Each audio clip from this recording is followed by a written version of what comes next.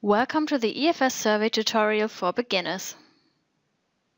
This video series will show you the way to a finished survey project in 8 steps. This video covers step 1, how to create a new survey project. On the EFS start page, there is a button New Project at the top left.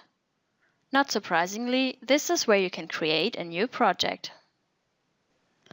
Let's first create a new folder, where we then save the new project. First click on Projects, and then Create Folder. Give the folder a name, if necessary a description. Click Create, that's all.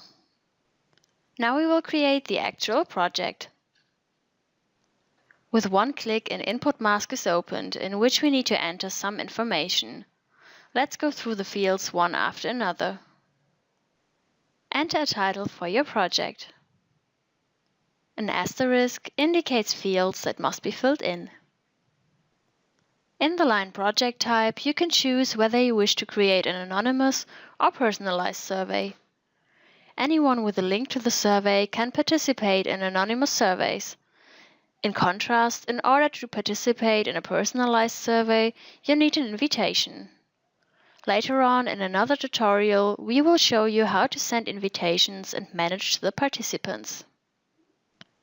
For the questionnaire layout, the responsive layout is selected by default when you create your first project. This way, your questionnaire will be displayed on all devices in an optimal way, from smartphones to desktop computers.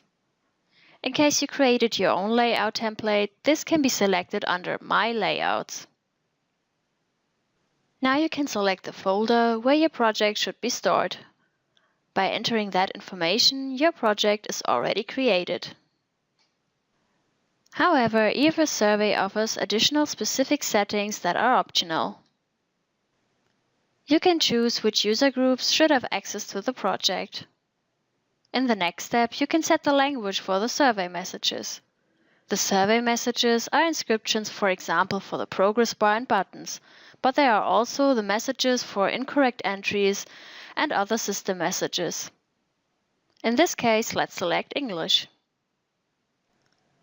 You can change the name of the author, enter the names of co-authors, and add a description of the project.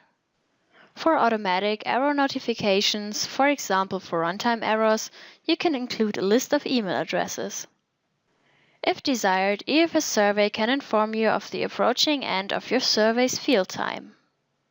Last but not least, you can configure which status the project should have after it has been created. When you create your first project, Survey Compiled is configured by default. As soon as your survey is to be launched, you must activate the project. The project is generated by clicking Create. You are then redirected to the survey menu, where you can begin to build your questionnaire.